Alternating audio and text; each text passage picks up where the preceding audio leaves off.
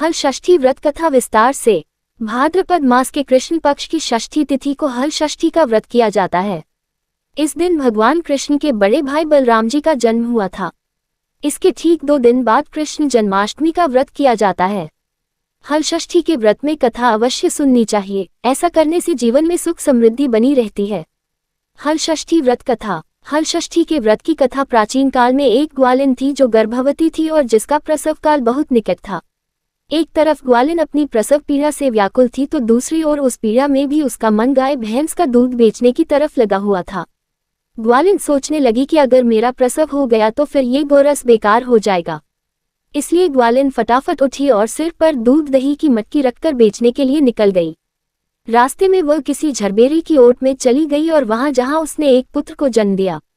बच्चे को जन्म देने के बाद भी उसका मन दूध दही आदि चीजों के बेचने में लगा हुआ था, तो वह बच्चे को वही कपड़े में लपेटकर छोड़कर चली गई और गांवों की ओर दूध दही बेचने चल दी। संयोग से उस दिन भाद्रपद मास के कृष्ण पक्ष की षष्ठी तिथि थी, यानी हल षष्ठी तिथि थी। गाय भैंस के मिश्रित दूध को उसने भैंस का दूध बताकर पूरे गांव में बेच दिया। उधर जिस छरबेरी के नीचे उस बच्चे को छोड़ा था, उसके पास ही एक किसान खेत में हल चला रहा था। अचानक से किसान के बैल भड़क गए और हल का फल बच्चे के शरीर में घुस गया, जिससे बच्चा मर गया। मरे हुए बच्चे को देखकर किसान बहुत दुखी हुआ और उसने हिम्मत से काम लेकर उसी झरबेरी के कांटों से ही बच्चे को टांके लगा दिए और वहीं छोड़कर चला गया। जब ग्वालिन सारा दूध दही बेचकर अपने बच्चे के पास आई तो बच्चे को मरा हुआ देखा।